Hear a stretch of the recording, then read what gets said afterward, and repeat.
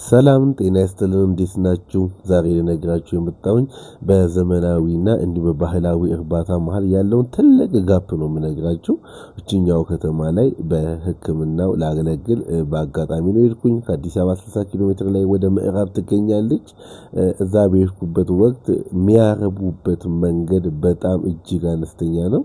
እነዚህ በሬዎችን ያቸው የሚያድሩበትን መሬቱን እንዲሁም ቤቱን ብታዩት እጅግ በጣም አነስተኛ አያያዝ ነው የሚይዙት እና በዚህ መንገድ ማደለብ በዚህ መንገድ ከብት ማርባት ማለት እጅግ በጣም ጎጂ ነው። ይዩት የሚያድሩት እዚህ ጋር ነው የሚውሉት ጫካ እንዲሁም ደግሞ በራሳቸው ጊዜ ለመጋጥ ወደ ገጠር ሄዶ ስግጡ ውሎ ነው የሚመጡት። ስለዚህ በዚህ መንገድ ከብቶችን ማደለብ የወተት ላሞችን መስራት ማለት እንግዲህ በድሮ ባህላዊ መንገድ መስራት ነው። ይሄኛው ደግሞ ውጤታማ የሚያደርግ አይደለም። አሁንም አርሶ አደሮቻችን አንዳንድ አርሶ አደሮች በድሮ መንገድ ነው የሚሰሩት። በድሮ መንገድ ከሰራችሁ ደግሞ ቶሎ ውጤታማ መሆን ላይ በጣም እጅግ ችግር ነው። የውላችሁ የምትኙበት ድንጋዩን ይዩት የሚያድሩበት እዚህ ጋር አየሩ ሁሉ በጣም ግራ የተጋባ ነውና ስለዚህ እነዚህ ነገሮችን ማናበብ አለብን። ልክ መግቢያ ላይ እንዳሳየሁት የአልቂጥ ችግር አለ። አልቂጥ ማለት የሚጠጡበት ውሃ ንጹህ አይደለም። ከሚጠጡበት ውሃ ከወንዝ ነው የሚጠጡት። የወንዝ ውሃ ደግሞ ንጹህ አይደለም። አልቂጥ የተለያዩ የውስጥ ጥገኛን በቀላሉ ወደ ውስጥ መግባት ይቻላል።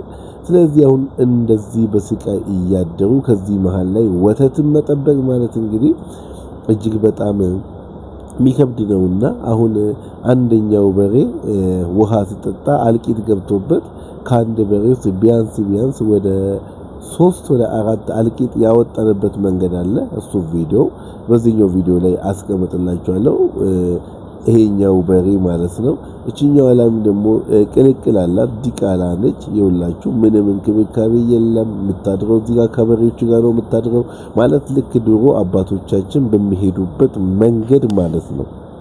እሱኛው መንገድ መከተል ትተን አሁን እነዚህ ከብቶችን ሙሉ ለሙሉ ተሽጠው ማለት ነው አንድ የወተት ላም መያዝ ይቻላል።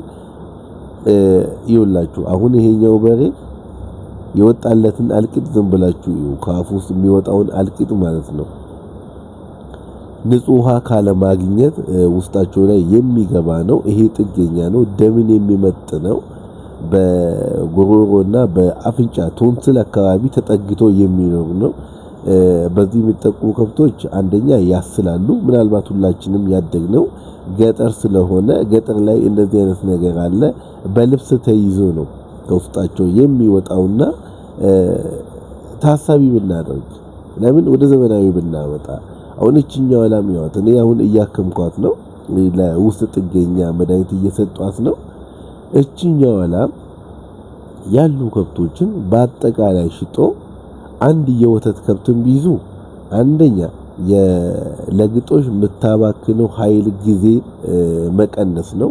ሁለተኛ ደግሞ ምንድነው 10 ከብቶች ወደ ገጠር ሄዶ እረኛ ተበጅቶላቸው ገጠር ውሎ ስግጡ ውሎ ማታ ከሚገቡ አንድ ቆንጆ ዲቃላ ይዞ የነዚህ ሁሉንም ከብት የምትወክል ማለት ነው መያዝ ይቻላል። ይሄኛውን ደግሞ ተመልከቱ። ይሄ ደግሞ ዘመናዊ እርባታ ነው። እዚህ ጋር ወደ ክትባት እየሰጠው ነው። ፕላስ ደግሞ ክትባት እንዴት እንደሚሰጥ እያስተማርኩ ነው። አያችሁ ያው ዘመናዊ እርባታ ነው። ምተኙበትን እዩ፣ መውሉበትን እዩ። ጭቃ የለም፣ ስቃይ የለም። አይዶሎ ብቻ ሙሉ ለሙሉ የሰላም ጊዜ ነው የሚያሳልፉት። እነዚህ አይነት ከብቶችን መግዛት ይቻላል። አሁን እነዚህ የወተት ላሞችን እያቸው ምርጥ የወተት ላሞች የሚባሉ ናቸው። ለሽያጭም እየቀረቡ ነበሩና እነዚህ አይነቶችን አንዱን ቢቱ አሁን እነዚህ አይነቶቹ የሚገዙት ከ260 እስከ 290 መሃል ይገዛል። ስለዚህ እንደዚህ አሁን ይሄኛው መካከለኛ ዘመናዊ እርባታ ነው። እንደዚህ አይነት መካከለኛ ዘመናዊ እርባታዎችን በመያዝ ብትሰሩ ውጤታማ ትሆናላችሁ። የግድ መሃል ከተማ መምጣት የለባችሁ። መኪና የሚገባበት ኢንፍራስትራክቸሮች የተስተካከሉበት ከሆነ በቀላሉ ከብቶች ስታመሙ ስትሸጡ መኖች ስታስገቡ ግባቶችን ወደ በረት ስታስገቡ አትቸገሩምና ምናልባት ለሰላምም እንዲሁም ደግሞ ኢንፍራስትራክቸሩ ጥሩ በሆነበት ቦታ ብትሰሩ መልካም ነው እላችኋለሁ። አሁን ይሄኛው እርባታ ይሄኛው የሚገኘው አዲስ አበባ ውስጥ ነው። የቅድም ያሳዩአችሁ ከአዲስ አበባ ወጣ የሚል ነው። አሁን ይሄኛው በዘመናዊ መንገድ ነው የሚሰሩት። ማታ ነው ይሄን ቪዲዮ የቀዳሁት ኦልሞስት 2 ሰዓት ይሆናል። ይሄኛው በሬ እጅግ በጣም ታሞ ነው የተጠራው። ምግብ አይበላም። ሙቀቱ በጣም ከፍተኛ ነበርና እዚህ ጋር እየሰራሁት ያለው ምንድነው የሙቀቱን መጠን እየለካው ነው። የሙቀት መጠን ልክ እንደ በሰዎቹ ላይ ማለት ነው። የእንስሳቶቹ ግን የሙቀት መጠናቸው 39.5ን ካለፈ ፌብራይል ናቸው። ፌብራይል ስንል ሙቀት አለ ማለት ሙቀት አለ ማለት ደግሞ ኢንፌክሽን አለ ማለት ነው። ኢንፌክሽን አለ ማለት ደግሞ መድኃኒትን በጊዜ ካልተወጉ ከብቶቹ ምግብን የማቆም እንዲሁም ደግሞ የህመም ምልክቶችን ማሳየት ይጀምራሉ። ስለሆነ ሙቀትን መለካት ግድ ነው። የዚህን በሬ ያስታውሳለሁ ሙቀቱ ስለካ 41 ነበር የሆነው። 41 ማለት እንግዲህ በጣም ከፍተኛ የሙቀት መጠን ነው። ያው ሃይፐርቴርሚያ የምንለው ነው። ሃይፐርቴርሚያ ከፍተኛ ሙቀት ማሳየት ማለት ነው።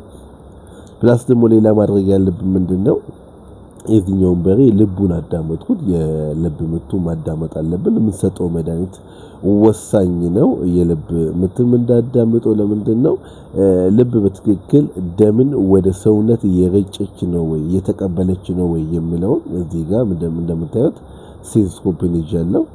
የልብ ምትን አይቼ ነው መድኃኒትን መስጠት ያለብኝ። መድኃኒት ዝም ብሎ የምትሰጡ ከሆነ ምናልባት የምሰጠው መድኃኒት ከሰውነቱ ጋር እኩል ላይሄድ ይችላል። ስለሆነ የልብ ምቶቹን ማየት አለብኝ። ለምን የልብ ምቱ በጣም ዝቅተኛ ከሆነ ምናልባት በሬው እየደከመ ከሆነ መድኃኒት መስጠቱ ብዙም ጥቅም ስላሌለው የልብ ምቱን እዚህ ጋር ቼክ እያደረጉት ነው። የልብ ምቱን ቼክ አደረግን በኋላ ማድረግ ያለብን ምንድነው በቀጥታ ወደ ሕክምናው ነው የምንሄደው። እዚህ ጋር ቼክ አድርጌ ጨርሻለሁ።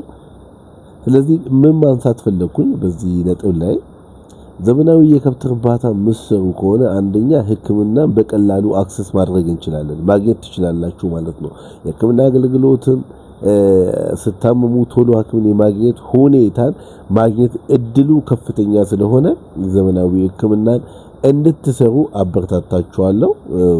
እስካሁን ከናንተ ጋር የቆየውኝ አብዲንሳት ሐኪም ነኝ። ይህንን ቪዲዮ ለወዳጆቻችሁ አድርሱልኝ፣ ሰብስክራይብ አድርጉልኝ።